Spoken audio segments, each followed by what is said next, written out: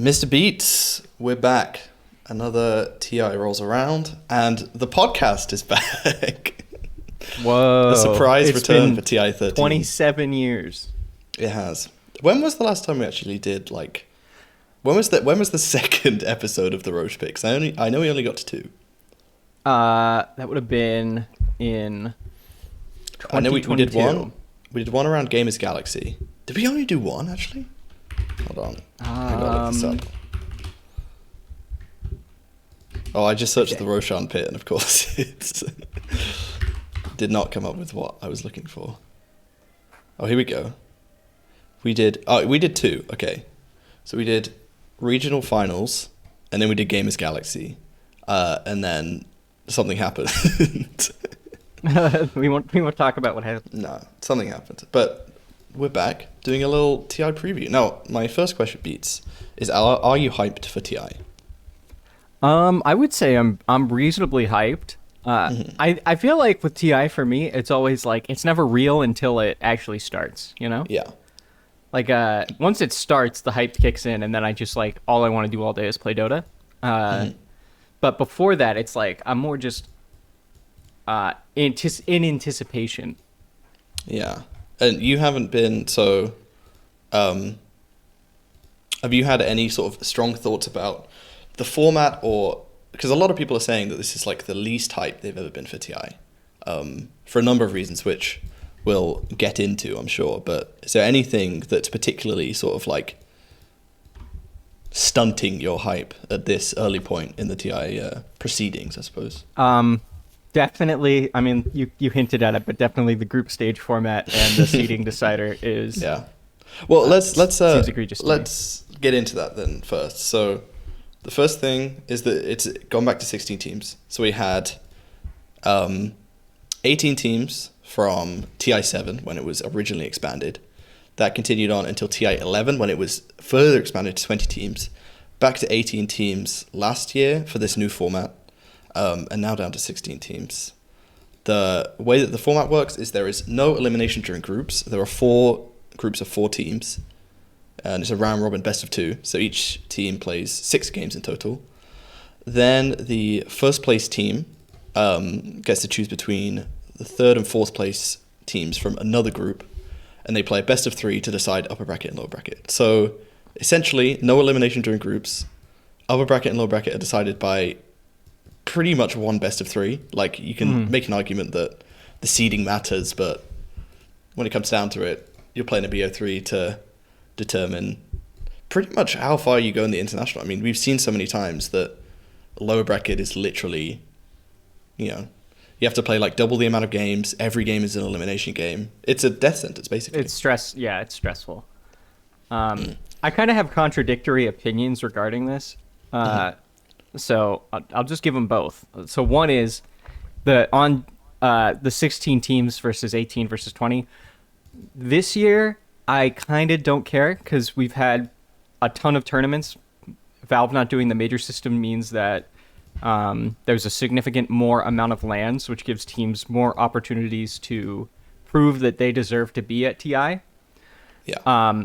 My contradiction for that is that doing the groups this way, I don't know if you have enough information to say that these 4 groups are balanced, which kind of contradicts what I just said, but It is something I generally believe. I think having, because, teams ebb and flow throughout the year, and I think having 2 groups of, what would it be? It would be 2 groups of 8 teams, basically just gives you a lot more opportunity to see who really is the best in the group stage.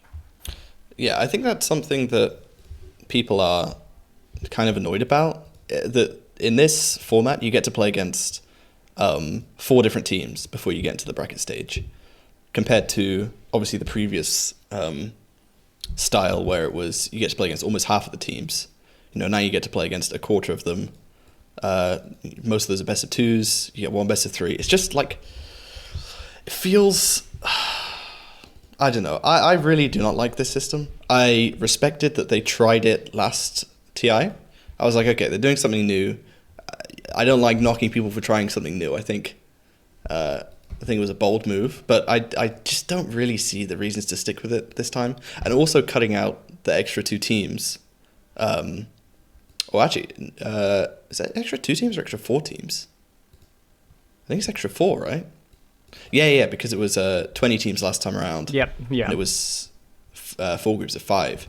So now there's no elimination in group stage. So you mentioned about like the groups being balanced. I don't think it matters that much that the groups are balanced. Like, we're going to get into the groups in a bit. They've been announced. They were announced, I think, this morning in Copenhagen time. But, I mean, does it really matter whether the groups are, like, evenly rated or not? Because upper bracket and lower bracket coming down to one series that is obviously going to be played between groups. Like, you're not playing one of your fellow group teams in that series. So, you know, maybe that was Valve just trying to take out that, like, difficult part for themselves and be like, it doesn't matter. You'll play a different team anyway.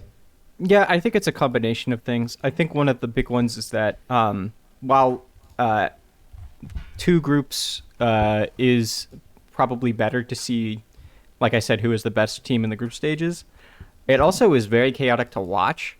Yes. And one thing I will say in defense of having the groups be this way and then having the seeding decider, it's very clear what's happening. You know where every team stands at every point. Did you have a better sort of like groups watching experience last time, you think? Because it was a bit like clearer to watch. Every series meant obviously a lot more, even though it doesn't really this time around.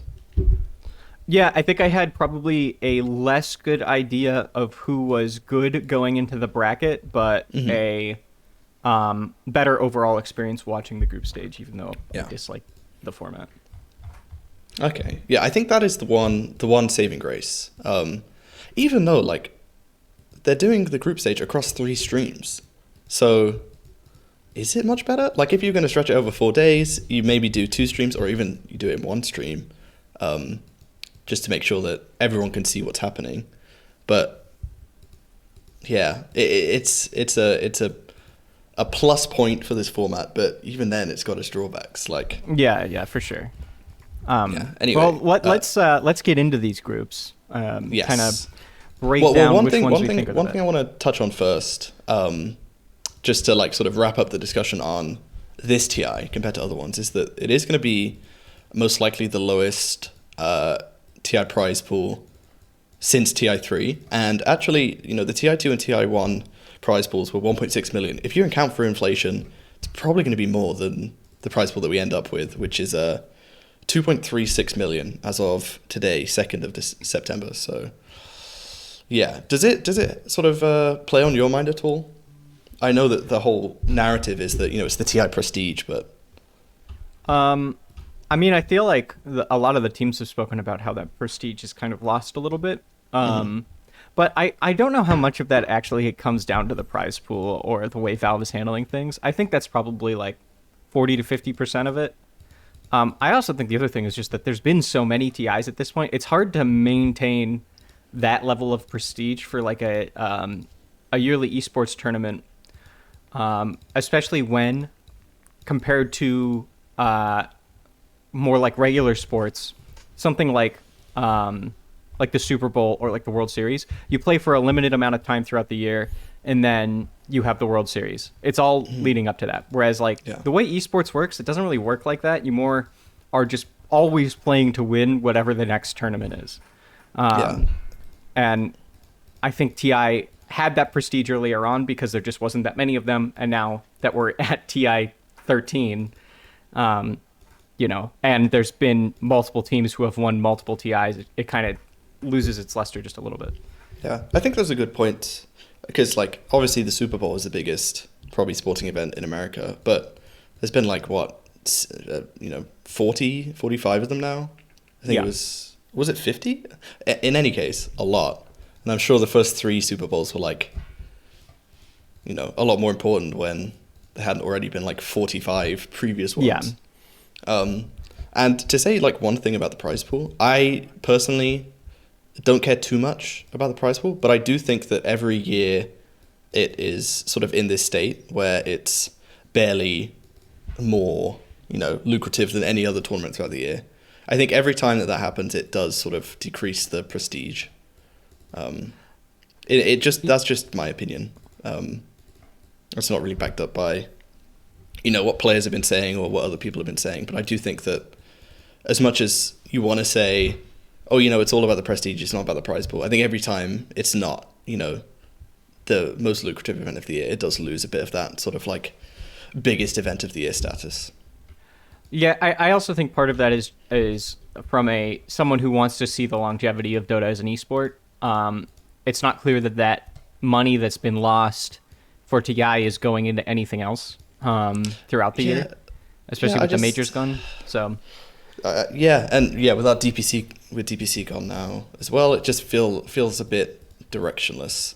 And it's not like Valve couldn't fund, like, at the very minimum, like a 5 to 10 million prize pool for TI. Like, you just take a portion of the sales from Crownfall or whatever, and that would easily cover it. But I don't know, there must be some reason in their minds that they're sort of handicapping the prize pool in this way. But I do think it's a little sad. I'd like to see it between that sort of 5 mil to 10 mil mark. I think that, for me, is like the perfect sort of zone for the prize pool to be in. Yeah, you want to make it worth it for the bottom bottom 3 or 4 teams to go there, because it is still an achievement just to make it. I think that can't be understated, and that I feel like that's kind of more what's lost with the lower prize pool. Not necessarily like the highest teams. I mean, that's what the viewers see, but like what the players are actually seeing is it used to be very lucrative to even get bottom 4 at this event, and now it's not nearly as much. Yeah. All right, you mentioned it beforehand. Let's move on to the groups announced this morning. Should you just go group by group? Yeah, we can do that. Yeah, okay, so Group A, so they were 1-win team. They've been listed as 1W team, but then Valve announced them as 1-win team. So I don't know what's going on there. Another tidbit in Valve's announcement was that Gaming Gladiators, they added the G at the end of gaming. So Valve announcing as the Gaming Gladiators. And then also Heroic and Extreme Gaming in there. So first thoughts, Beats. Just off the dome piece, what do you think about this? There's one every year. To me, this is the death group. Okay. So a lot of people, we'll get onto it in a bit, but a lot of people saying that Group D was the death group. Talk to me about why you think this is the death group. Mostly because it's less so the death group for the 3 teams in it, but more the death group. If I'm Heroic and I'm staring down the barrel of Extreme Gaming, Gaming Gladiators, and 1W team, I am absolutely terrified. Gaming Gladiators have had a monster year. 1-win team is a team that's been on the come up, and then Extreme Gaming, obviously, Ame, Jinq, XXS, like this is like a huge team just personality wise for China, but also this is a team that I feel like pretty much every other team has been talking about throughout the year. And maybe they haven't hit the heights that their potential otherwise indicates, but it's still there. It's not going anywhere. I think this is the main hope for China. I know that G2IG is there, and I mean, we'll talk about Team Zero when we get to them, but I do think that Extreme is mainly where people are pinning their hopes for the Chinese region on. And, let's not forget that last year, 2 of the top 4 teams at TI were from China. And that was after everyone saying that, China's dead.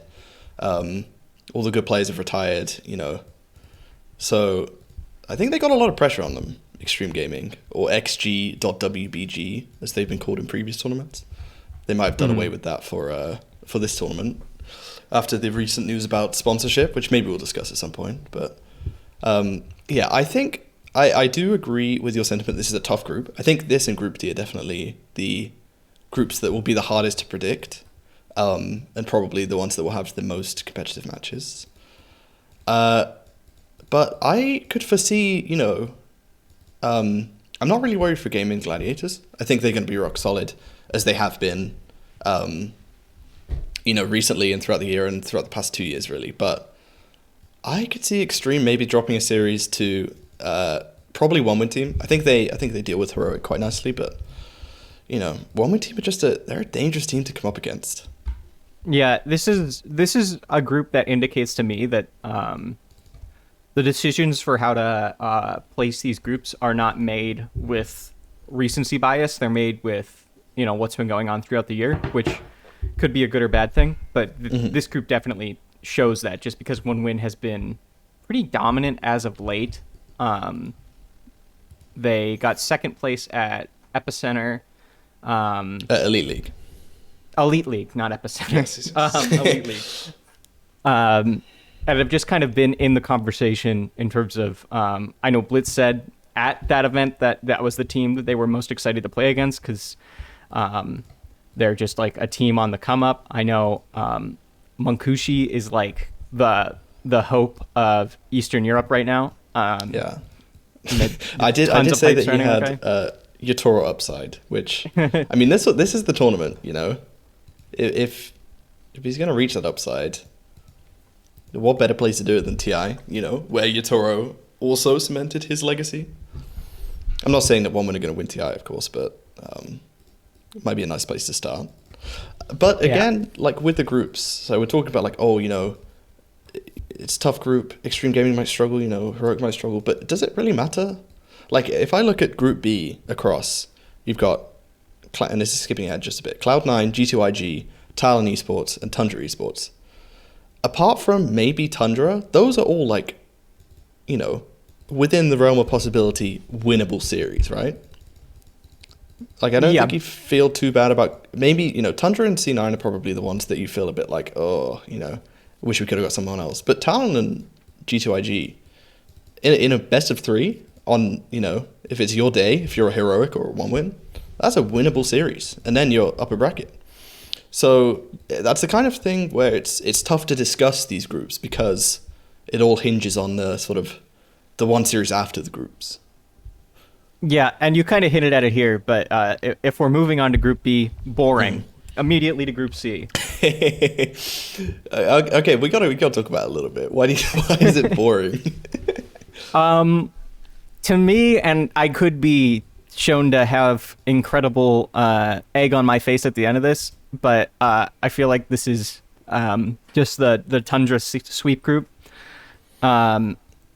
Maybe, Talon Esports, they got my boy Pili Die coaching for TI this year.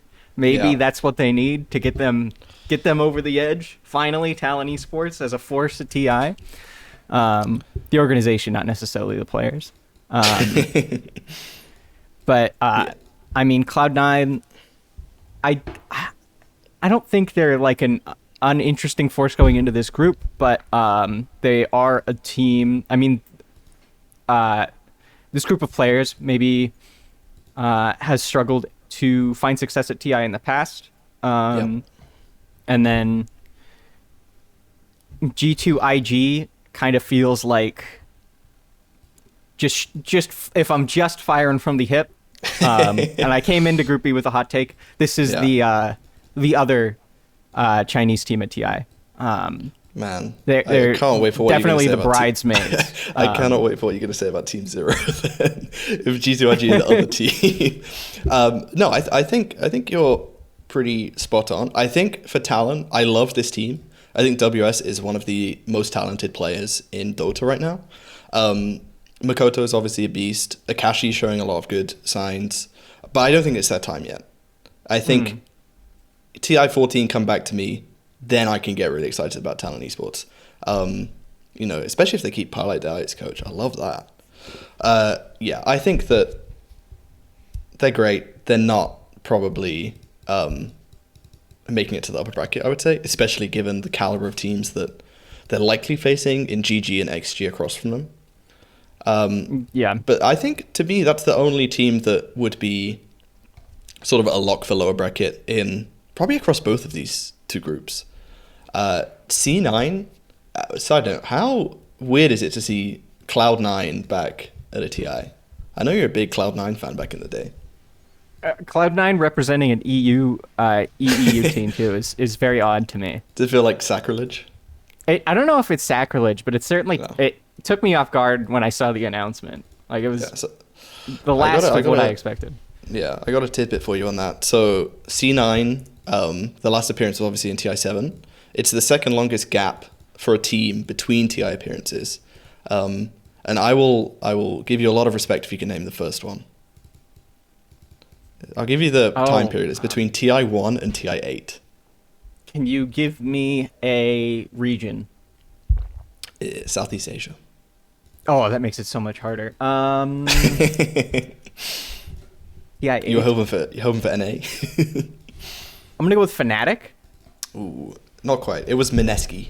Mineski. Very tough one. I did not even know that they played a TI1 before I didn't know that either. Yeah. But yeah, so long hiatus for Cloud9, coming back and signing Entity pretty much right before TI. I don't think they played. Have they played a tournament as Cloud9? Oh yeah, they did. They played the Fishy Universe one. Yeah. Yeah. I think a lot of Cloud9 success.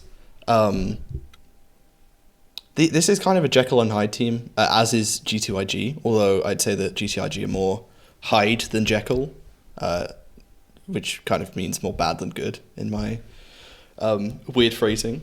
But I do like the potential of Cloud9. I think Watson is fantastic as a carry, always topping the stat sheets. Did you know that? So he's played, how many games has he played in Tier 1? He's played 47 games in Tier 1 tournaments this year, and a third of them he's had 0 deaths in, sorry. Which is a third of them. That is an insane stat. Yeah, he's pretty insane. No One as well is at times looking like the No One from like the dominant VP sides of the 2018, 2019 sort of eras. And then the rest of this team's just pretty solid. DM, Katomi, Fishman, they're not going to set the world on fire, but they'll do the job. So I do think this team probably loses to Tundra, but I would have them as a solid second in this group. Okay. I think that's fair.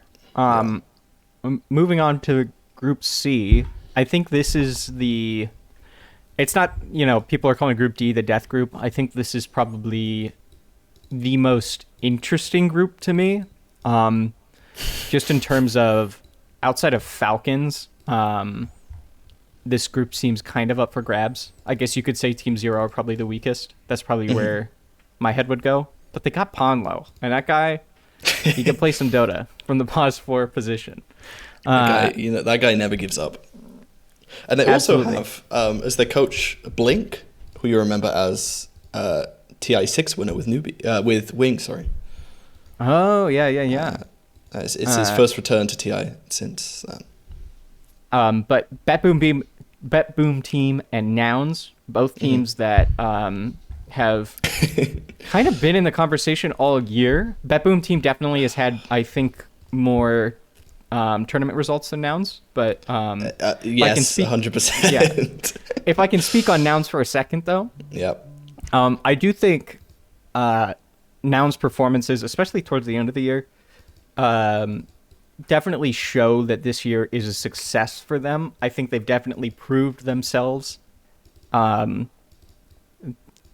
They had their good performance, their kind of surprise performance at last TI, but I would even say that may have been a fluke because the other two NA teams that they knocked out to get to that point were struggling, to say the least.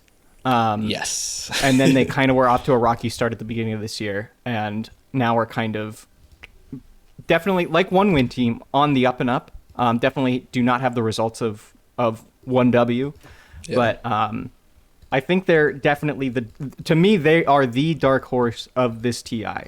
Don't forget, hey, you're saying they don't have the results of one win team. The last time these two teams played, Nouns beat them 3-1 in a best of 5. So, there's something there. I for Nouns, I think, now Pete, you love an NA team.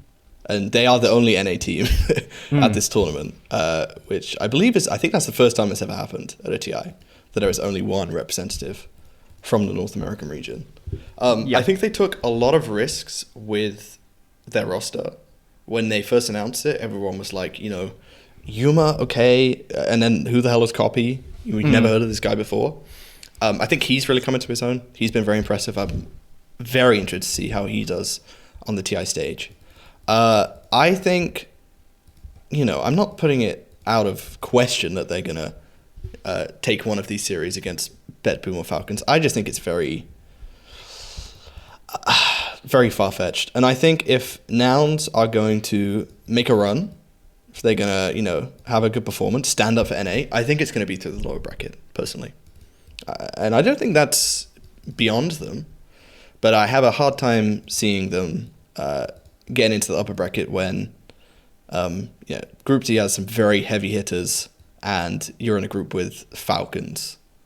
Do we need to say more about Falcons than has already been said by everyone else? They speak for themselves. I do have a stat for you though on Falcons. So they won 4 Tier 1 tournaments this year.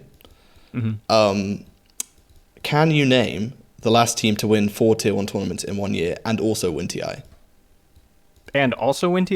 Yes. That's pretty hard. Can you? Okay. I can give you a clue. There is a common person between Falcons and this team. A common person between Falcons and this team. Yeah. That's tough. Is it Owie? Is it Owie 2000? It is Owie. It's TI5 EG. Okay. Winning 4 Tier 1 tournaments and also TI in the same year. So it's interesting. There's something there. Owie's also the only player to have won TI as a player and coach, which I'm sort of sure you already do. I think Falcons does kind of walk this group. I think maybe they'll be fighting with BetBoom for first and second, but again, the way this group format works, does it really matter? Yeah, I think for Falcons it definitely does not matter because you could see them beating pretty much any team in a best of 3. And looking at the group that they would be up against, it's probably going to be Beast Coast or Aurora that they would have to go in a best of 3 against, and they like they walk this group, they walk both those teams pretty easily. You would think so, right? Yeah, I mean anything could happen. It is like we said, just one best of 3 that determines this. But I think if you put, obviously all of the importance that put onto this best of 3, we saw, Gaming Gladiators last year. The reason they had to make that huge lower bracket run to the final was because they lost that best of 3 to, I think it was Talon. If there's a team that I would put, if I had to put my house on it, it would be Falcons winning that best of 3. Probably closely followed by Gaming, I would say. Yeah, I would agree with that. I mean, I feel like that does it for Group C. If you want to move on to Group D. Yeah, let's have a look at who they'll be facing in the deciders. We've got, and then this is the one that people would call in the group of death, and I think it's the one I would probably say is the group of death. You've got Aurora, Beast Coast, Liquid, and Team Spirit, the reigning champions. Anything jump out at you with this group? The first place you want to go when you think about this Group D?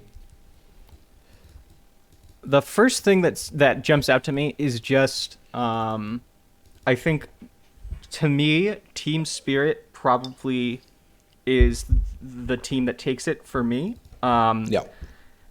A lot of people are putting Team Liquid, they're rating Team Liquid very highly going into this event, and I think that's totally fair, but I also think that they're a team that has a tendency to get off to some rocky starts. And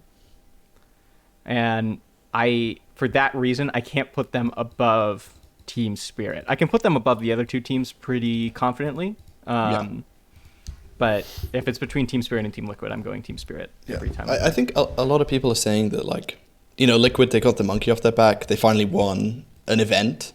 It wasn't But I kind of disagree with that because Elite League Season 2, there were no other teams there really, apart from OG and obviously one win.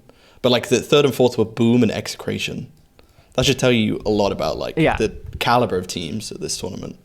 And obviously I think Tundra and then one other would have been there, but declined the invite.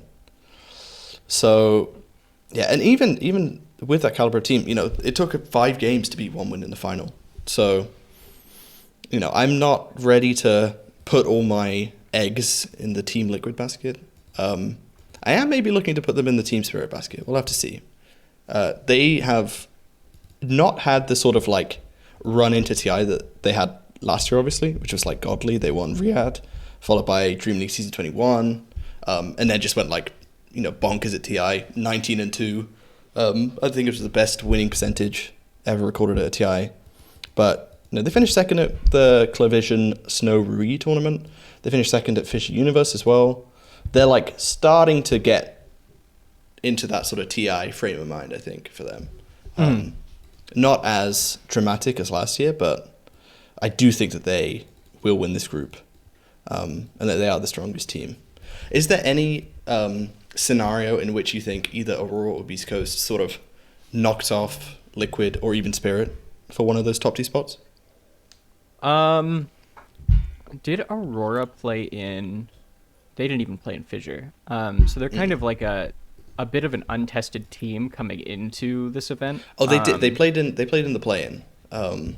And so they lost to 1 win and Nouns. So not exactly the last tournament to TI that you were looking for. I mean, I think the way we talked about this event kind of reveals something about the teams at the top of it, and that's that whether it's Team Liquid, Team Spirit, Team Falcons, Gaming Gladiators, I would even put Tundra in this camp. These are teams that are very like meta-defining in terms of the way the game is being played right now, and I don't see teams like Beast Coast and Aurora rising to that level of play. But they could have taken some time. I mean, they have tons of time to study the way these teams play. But in watching the events that I've seen them play in and lose, I don't see the same. The games just don't look the same, if that makes sense, compared to when you're watching Team Liquid play against like Team Falcons or something like that. No, I see what you mean. It's an interesting point that you make about sort of like the meta development. Obviously, in past TIs, you've had like the group's gone for 16, 18 games per team. So you can, really get a good grasp of what the meta is, adapt it, try out things. Okay, that doesn't work. And get this sort of like evolution of the meta as you go through. This time, we are not going to have that. It's going to be 6 games and then you play this big best of 3. So I think it really is going to... Well, there's 2 sides to it, right? There's the teams that are going to, I think the best teams are going to suit that very well because they'll have a really clear grasp on what the meta is. They have done the preparation necessary. But there are also maybe going to be teams that just, catch a hot one.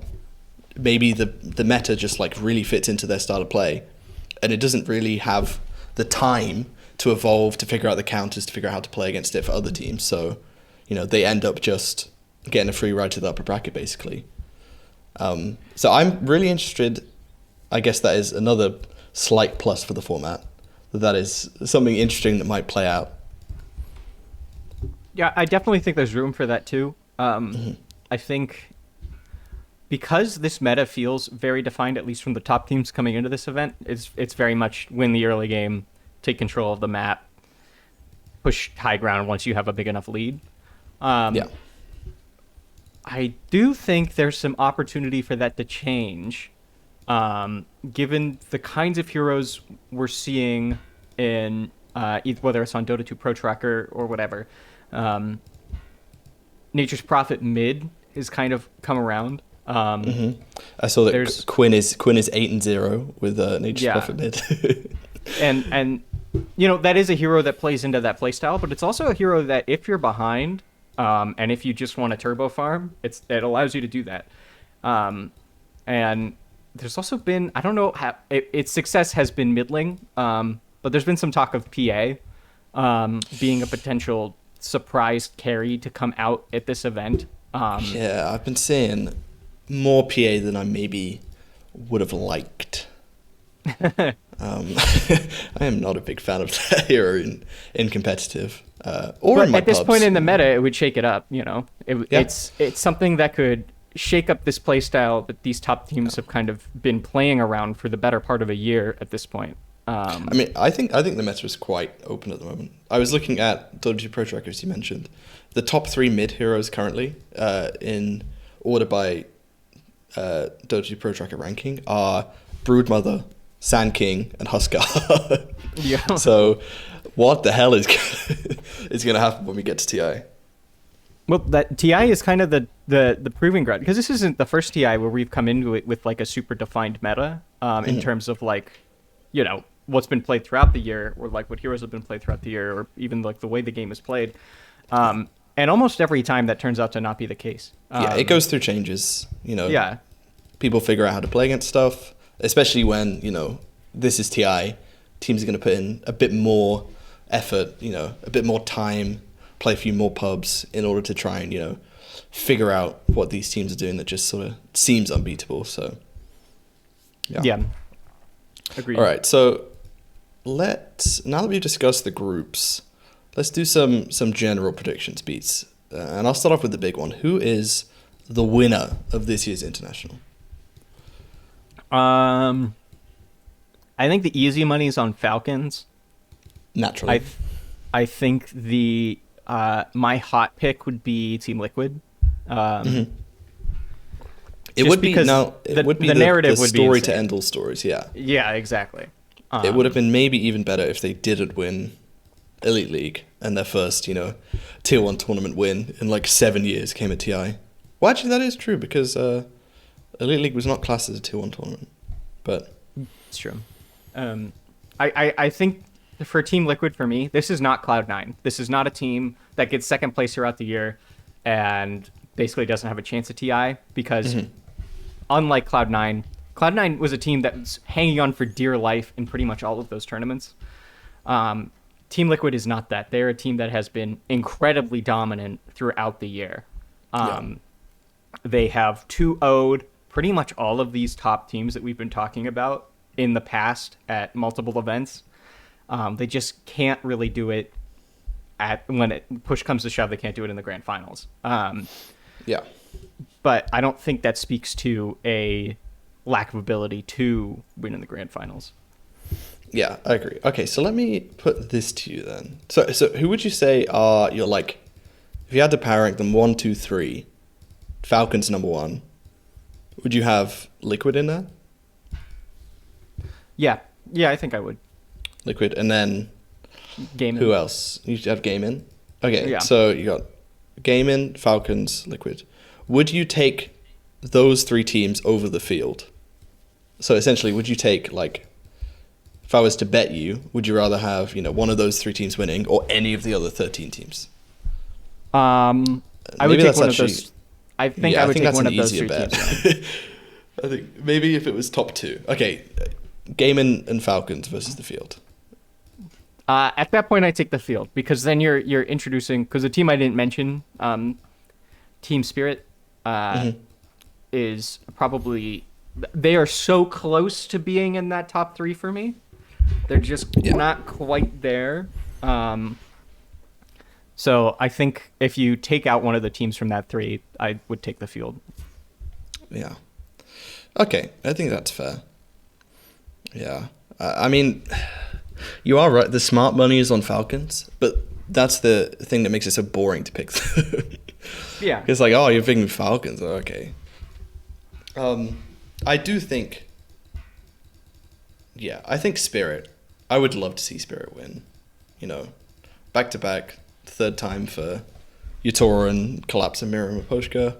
Just sort of like further cement them as, you know, their legacy is basically the best team of all time. I think that would be cool.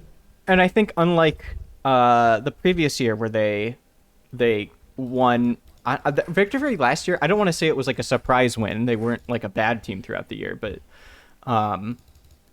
I definitely feel like, in my opinion, I have a little more. I see a lot more potential in them this year than I did going into last year. So it would be less of a surprise for me. Okay. Yeah, I think that's fair. All right, what else have we got here? Is there anything that you want to talk about? I have some trivia lined up. If you want to. I want to hear your dark horse picks. Okay, dark horse picks. And I mean true So- dark horse picks. Like I don't think There are that only Boom 16 or teams, Extreme so- are like a Okay, dark yeah, horse yeah. pick, No, you know? those aren't you can't take your dark horses from the direct invites. Yeah. Everyone knows that. Nuts on the table. Nuts on the table. I'm saying. You did say that it's more Gunner's year than it ever has been before. Okay. Cloud9, borderline dark horse pick. I think if you said Tundra, I would say that's probably not a dark horse pick. But I do think Cloud9 are. I think they could be. I think Cloud9, top 6 for them would be, I would even say, fairly reasonable as a goal. Top 4, maybe we're getting a bit into, we're getting a bit silly. But I do think they're an excellent team that can really turn some heads at this TI. And then, yeah, one-win team as well. I would be remiss if I did not mention my boys' one-win team. Again, Makushi, I think he's got Yatoro upside. And I think it's a great time to show that. I do think his supporting cast is not as strong. Not too convinced by Chira Jr. and Cloud, the same way that I am with like Watson and then the rest of Cloud9. So I think that might be the thing that sort of holds them back. But, they've shown that they can beat top teams in a bracket stage.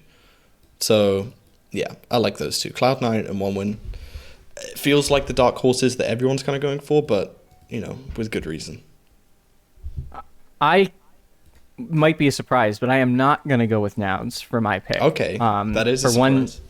very simple reason. I watched a lot of Nouns play at both Fissure and Elite League, where they lost to, I think, Boom Esports. Yep. So when I see Nouns play, I see them kind of attempting to imitate the meta, if that makes sense. They have some creativity between like Copy and Gunner are kind of, they're interesting players to watch.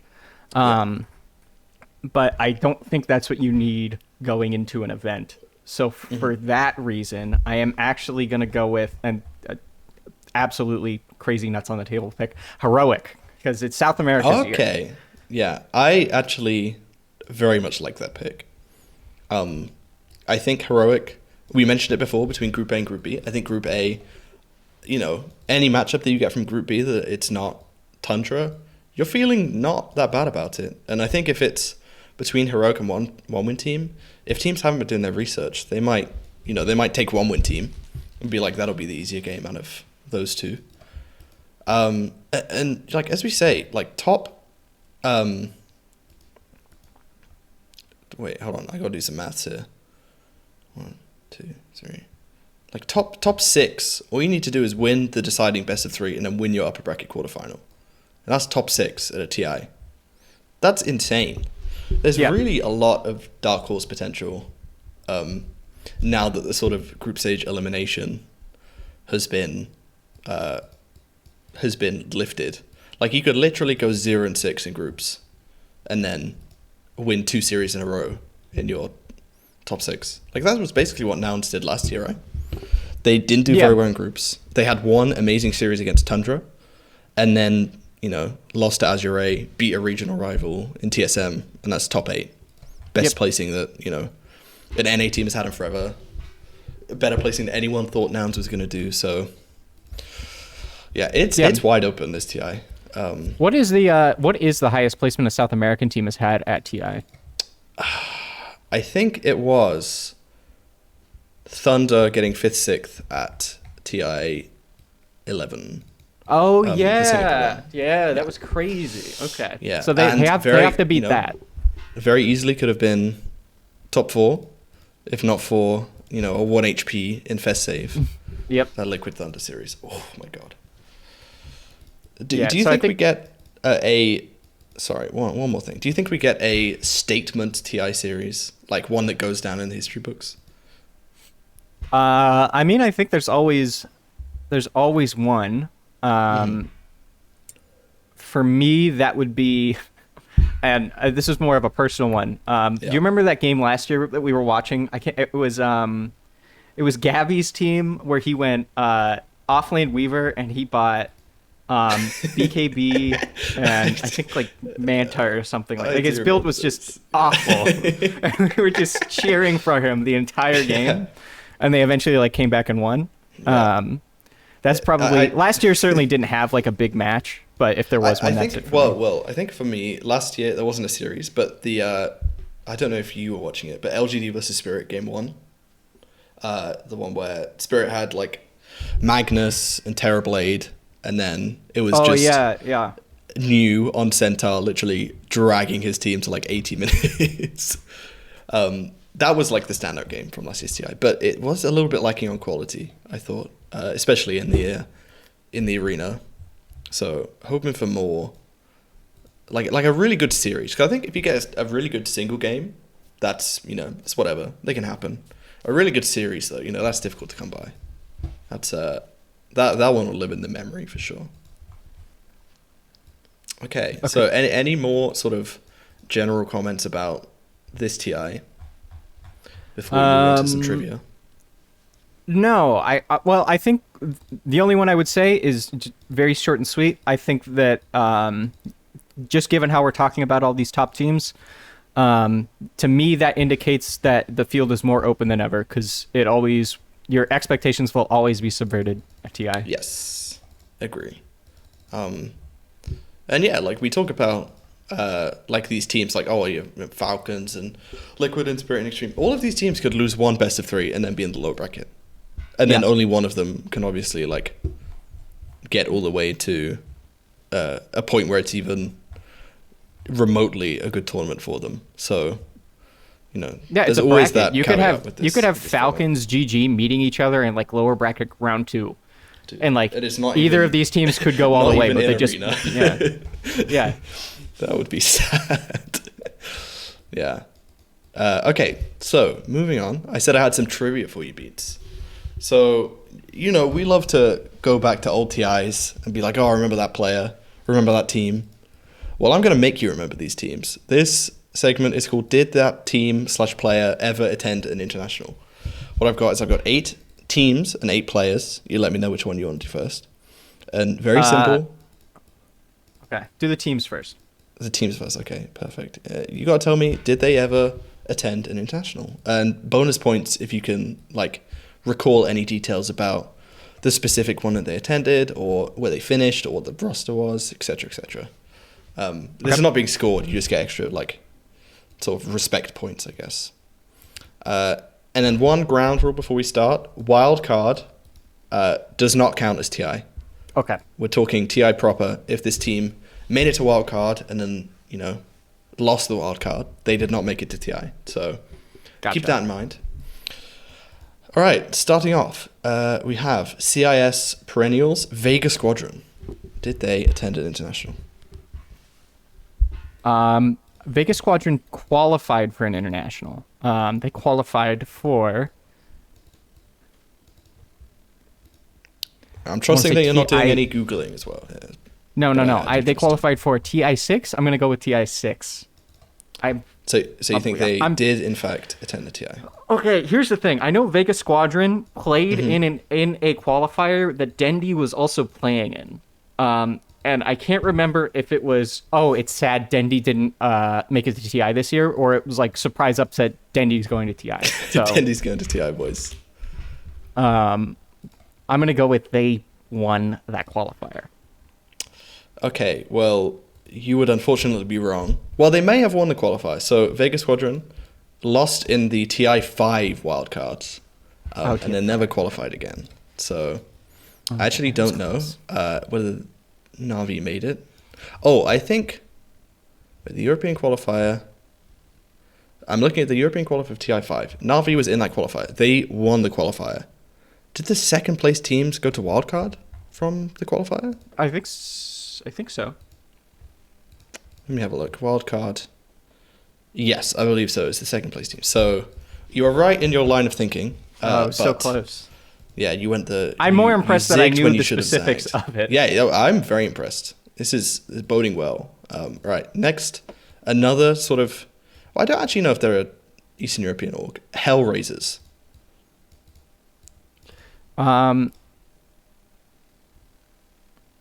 Hellraisers attended a TI. I wouldn't be able to tell you the specifics of which one, but I feel like I remember them in a group stage. You are correct, Beats. They attended TI 7. They came dead last. Okay. So this roster, it was Swift Ending, Kaiser, future TI champion 33, Milan, J4, and then the coach was also a future TI champion. It was Saxa. So they weren't an Eastern European team for that. Okay. No, but I think they're an Eastern European like org. Or yeah, they Yes, are, yeah. Yeah, 1 for 2 so far. Not bad. Next up, we have Counter Logic Gaming. Obviously, famous esports org. Maybe not so much in Dota. Did they attend a TI? The CLG either attended TI1 or TI2. Correct. They attended TI2. They got 9th, 12th. Can you name any players from the roster?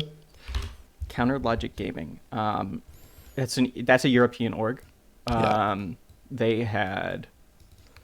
You could definitely there are four of the 5 players you would be able to get. 4 of the 5. Yeah, I know. That's why I'm.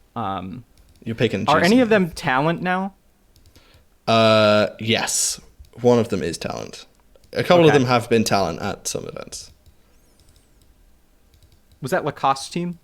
Yes, Lacoste was the offlane player. That's probably all I could get. TI2. Okay. So it was Pycat, no, Misery, Ake, and then Fake Miracle. This guy is Swedish. Oh, yeah. Okay. Miracle. Yep. So, yeah. All right, 2 for 3. Next up, we have Windstrike Team. Windstrike Team. Windstrike Team did not attend a TI. 2 for 4 beats. They did. They for attended 4. TI 8. They attended TI 8. The roster was Silent, Iceberg, Non Grata, No Fear, and Eastern European legend Always Wanna Fly. And they got what, like 18th out of 16? Oh, yeah, they actually got 9th, 12th. Oh my god. I they beat completely blind spot on that team. You know what? They beat the newbie squad that got second at TI 7. They beat them in the best of ones. Oh, okay. Yeah. Okay. All right. Next up. 2 for 4. You're doing better than I thought you would at this point. But I guess you are sort of like just at a guess percentage right now. We have Quantic Gaming. Yeah, TI3. They unfortunately lost in the wildcards beats. Oh my god. You know what that probably is? I probably looked at that event so many times and seen them like in the wild card and just assumed. Yeah. Okay. Quantic was a is it? Sorry, go ahead. So Quantic was. They played in a ton of events in EU around that year, like TI3 to TI4. But I don't know if they got purchased or like the team moved to a different org or something like that. Hold on, I'm just reading this roster for the first time. This is insane. Can you name any of the players? On Quantic Gaming? Was Quickfa on that team? Koikvo was not on that team. Okay. It was Silent, once again, Funzy, who I don't know, he's a French player, and then Sokshka and Seb. And then Goblak. Okay. There's a wild mix of like different eras. And I feel like that's the team that turned into Team Sigma, which was, I think, Seb. It was Seb, Koikva. That French player may have been on it, and then another Swedish player. I'm looking at Team Sigma. Sokshka, Fata, Miguel, Seb, and then Pass as well. Pass. Koikva was on that team. Okay. All right. You've been tripped up by the wild cards. Yep. Apologies for that. All right. Vici Gaming Reborn. Oh my god. Yeah. They did attend a TI. It was TI, I don't know, probably like 7 or 8. Well, you're correct, but they attended TI 5 actually. TI 5. Wait, why can I not see them here? Have I messed up? Hold on. I might have gotten that wrong. Vici Gaming Reborn. TI6. Apologies, they attended TI6. Can you name any of the players? Oh, this is a tough one. Except for you can definitely get one of these players. Old Chicken. No, that is a classic Chinese random roster guess. Yeah. Yeah. FY was on that team, as was DDC. Okay. Right. Okay. So you did get that one. So you're what? 3 for 6. 3 for 6. All right. Another historic Eastern European org, Power Rangers.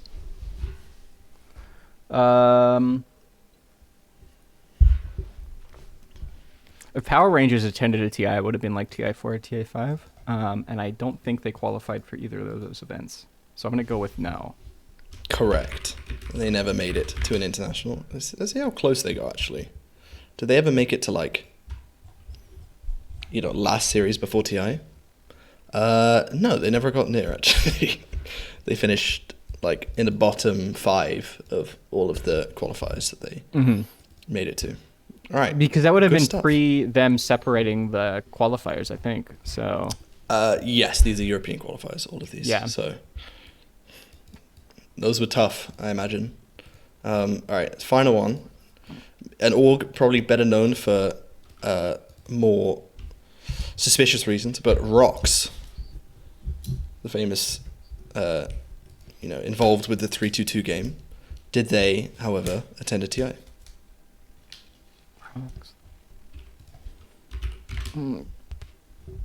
Did they like randomly qualify for like TI2 or something like that? I don't. I'm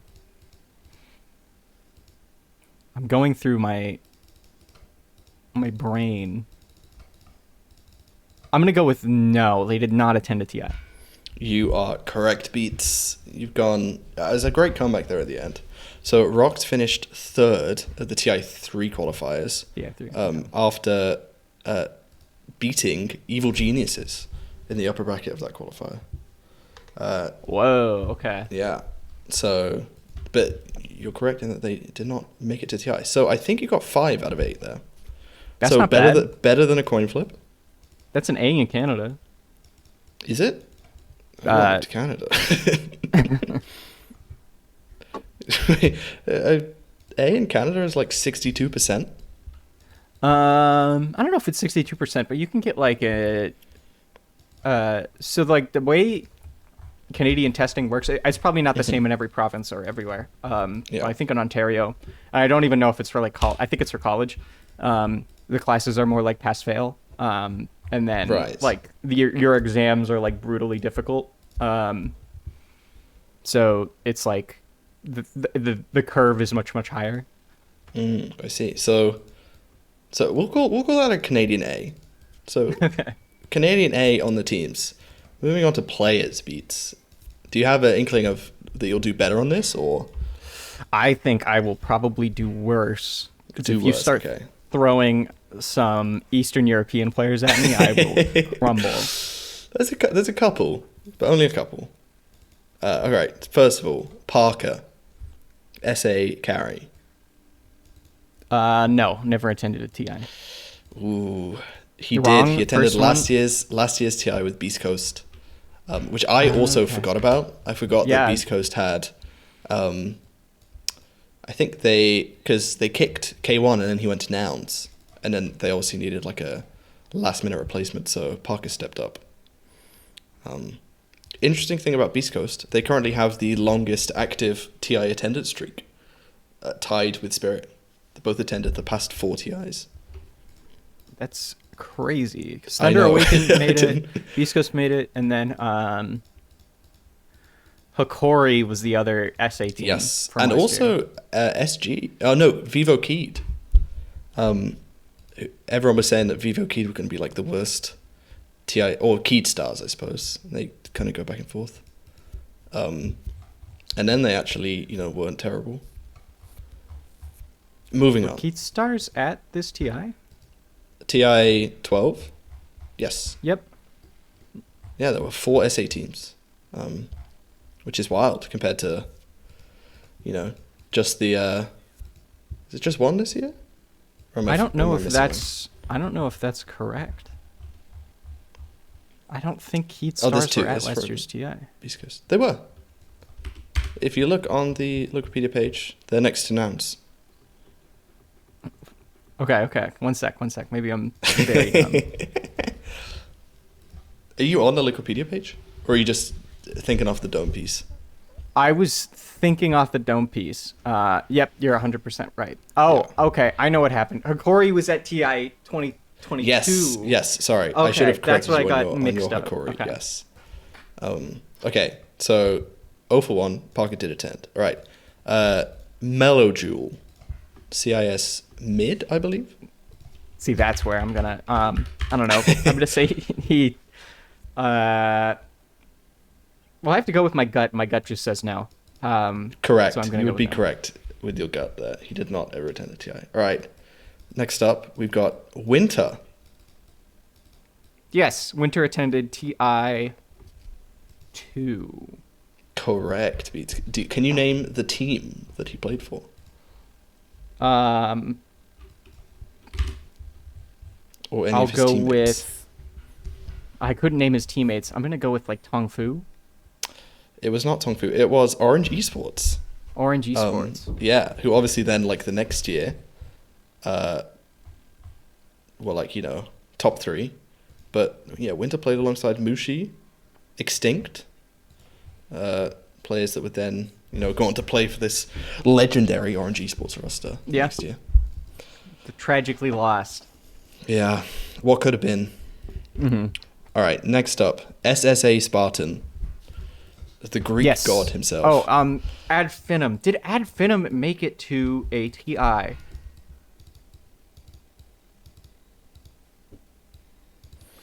Yes, they did. He's thinking, folks. Is that you want to lock in yes? That is my final answer. You would be wrong. Ad Finum never made it to a TI. Spartan, as a result, has never been there. I think that is mostly just another we have to play in the European qualifiers situation. Yeah. That has to be like one of the best players to not attend TI. Yeah. So he was at 5. Oh, God. He's been at the last 1, 2, 3, 4, 5, 6, 7, 8, 9. He's been at the last 9 TI qualifiers. He got 4th in 2016, 3rd in 2017, and has not come that close since. That's brutal. That is brutal. Yeah, that would be an interesting discussion, actually. Best players to never even... Because obviously everyone talks about, like, the best players to never win TI. But the best players never to attend? That's a tough discussion. That is a really tough discussion. Yeah. But Spartan, I feel like if you throw that one out, not a lot of people could, like, sort of present a better one. Yeah. Well, because that year they had was just insane. Yeah. Yeah, second in a major, never appeared at TI. Mm-hmm. Kind of wild. All right, next one. Going back to sort of SANA, your home. RDO. RDO Speedwagon. RDO did attend a TI. He was on one of the Freak teams, but I can't remember which one. It wasn't Narvi. It was one of the other ones. That's what I'm going with. I think we may be thinking about different RDOs. So I'm thinking about RDO, the SA carry, who plays like TB and Wraith King. No, was he on that SG Esports squad that was a surprise entry into TI? Would you I'm like gonna to go make with a no. guess? I'm gonna say. Correct. I'm gonna say. Correct, Beats. Okay. He did not. And that's also what I feel like this one was one that was going to trip you up once you got the correct RDO. Yeah. That maybe you thought, oh, you snuck into one of those like Hikori teams or SG Sports, but he did not. Yeah. So Okay. Well done for avoiding that pitfall that I placed in front of you. All right. Next up, Singaporean legend, Nuts.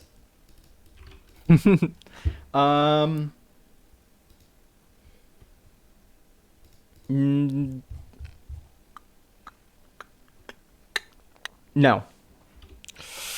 Oof, he did. He was on one of my favorite teams of all time, MVP Phoenix. Maybe not the MVP Phoenix that everyone remembers. Everyone remembers the TI6 version, but he was on the TI5 version. So the year before, he was the coach for the TI6 version, though. Okay. I would definitely not have gotten that. And I know I was thinking of King RD, not RDO. Ah, okay. I see where you got mixed up there. Yeah. Yeah. Right. So you didn't get nuts. You got RDO. I knew What I'd are do you worse looking on the at? players. 1, 2. Did you get Spartan right? How'd you come No, out? I got Spartan wrong. So you're 3 for 6 actually. Back to a coin flip. All right. Legendary for Twitch chat. VT faded. We love to spam VT faded in whenever there is a pause in the proceedings. But did he appear at a TI? He did not. Beats, he did. He was on Oh my god. not my favorite, but maybe the most interesting team of all time. The TI9 Chaos Esports Club. Alongside, yeah. Yes, That is a crazy, like, just following the trajectory of, if you want to talk, like, if you were ever to do a video on an org, just going like digital chaos to chaos in esports would be really interesting. Yeah. And I believe so, like, obviously it's a wild roster. It's VT Faded, Matumba Man, Kezu, Milan, Misery, coaches J4, and I think their manager at this time was T-Gov. So just a wild, like, diverging of paths since this point. And yeah, they got last place, I believe, going 3-13 in groups. All right. Can you get it back to a coin flip, Beats, with this final player? It's a CIS player, unfortunately. Oh, no. Iceberg. Oh, 100% he attended. Yes, you're correct. He attended with the TI8 Windstrike roster that we were talking about. Oh, the one earlier. that I didn't get in. Yeah. So the one that I realized that later on that I read out the full roster and then had him as a player. But yes, that's an interesting one because I wouldn't be able to tell you what team he was on, but I definitely could tell you that he attended. Yes. What happened to Iceberg, man? It feels like, he was on like 2021 Navi with General, and then he just like fell off the face of the earth. Yeah, that was that Navi team that was like, it was like Navi had an org again. Yeah, and then they had to like go against VP in regionally, so of course they just like got crushed. Okay, do you know which team? Well, here's I got 2 pieces of trivia. One is spontaneous. Do you know which team which North American team General subbed for at a Dream League? No, at a Star Ladder, not a Dream League. At a Star Ladder. Oh god. I feel like I was watching a clip and I saw this like a couple days ago. Can you give me the year? It would have been like 2015, 2016. 2015, 2016. 2015, 2016? I need to verify that I'm correct. There's no chance it's EG, right? So, what other NA teams were there around 2015, 2016? No, I'm wrong. I'm thinking of the wrong player. Okay, great. What a fantastic piece of trivia. Okay, what would it have been? Cloud9. They had a. Oh, Cloud9. They had some CIS player that played on Navi play for them at an event because I think Bone was sick. Bone was sick. I'm looking through the C9 roster. It didn't say that they had any stand-ins at any point, but I'm sure they did. Yeah, every team has. I don't know if Flickwikipedia lists them from that far back. Yeah, maybe not. You'd have to go through the rosters like at the event, which would be really hard. So to find. you said you had 2 pieces of trivia for me. Yeah, I want you, and this one's pretty easy. I think you can do it. Okay. Can you name the second place team at every single TI? Oh, Jesus. Okay. Well, TI1 is already a stump. In chronological order. Okay. What, reverse chronological? No, Let's starting do from reverse TI1. chronological. Okay, do you know? Okay, well, we can do. Yeah, so last year, obviously Gaming Gladiators. TI11, Team Secret. TI 10, LGD. TI 9, Liquid. TI 8, LGD again. TI 7, Newbie. TI 6 is DC. TI 5 is Vici. No, not Vici, sorry. CDEC. TI 4 is Vici. Yep. TI 3 is Navi. TI 2 is Navi. And then TI 1... Oh, God. What is TI 1? Is it Tongfu? No, you're close. It is a Chinese org. I'll give you one chance. Chinese org. It's just the one that I just have... Of course, I've never gone back and watched TI 1. I'll give you a player. Lanham played on this team. So yeah, it doesn't really help me at all. It was Go ahead. eHome. What is it? eHome. Of course it's eHome. Oh, that's annoying. Maybe I need to go back and watch Free to Play again. That's the lesson. I should watch If you're going to watch TI 1, you should definitely watch Free to Play and not TI 1. And not TI 1, yeah. Right. Is that it, Beats? You got anything else to talk about? No. For TI. Yeah. What are your plans going to be for obviously a bit of a tough time zone for you? How do you usually handle it's not too bad. The EU time zone? Well, given my current job, I have a lot of time spent in the car, so I usually listen to most of the games Okay. while that's going, and then by the time I get home, there's still usually like 3 or 4 matches to go, so I don't really miss too much. Yeah, that sounds pretty good, actually. Okay, yeah. I will be at TI. I'm going on the 6th, which I feel like is ridiculously early. Like, it's the second day. Oh, no, it's like the first day of decider matches. But then the actual, like the in-arena bit doesn't start for a week. So I think I'm going to be heading up some watch parties and stuff to keep myself entertained. You'll be enjoying the sights and sounds of Copenhagen. I am. Copenhagen. I'm very much. I've never been to Scandinavia, so I'm very much looking forward to it. But I think that is it for us in this TI preview Roshan Pit return podcast. Thank you very much for joining me, Pete. I hope you had a nice time. Yeah, it was wonderful. I'm hoping we can do a post-mortem on TI. I hope so too. I think it's a bit ambitious to do a post, to schedule in some sort of during TI podcast, especially because there aren't really many breaks. There's like the break between the deciders or the first stage of playoffs and then the arena days. But I think we can get it all in a post-mortem after the fact. Yeah, and maybe then we'll do like a bracket stream. Oh yeah, that'll be fun. We can do a bracket stream. I can call in from somewhere, I'm sure. And then hopefully doing a bit more regular over the next season now that we actually have regular Tier 1 tournaments to talk about. All right. Looking forward to it. Thank you very much. And see you next time. See you.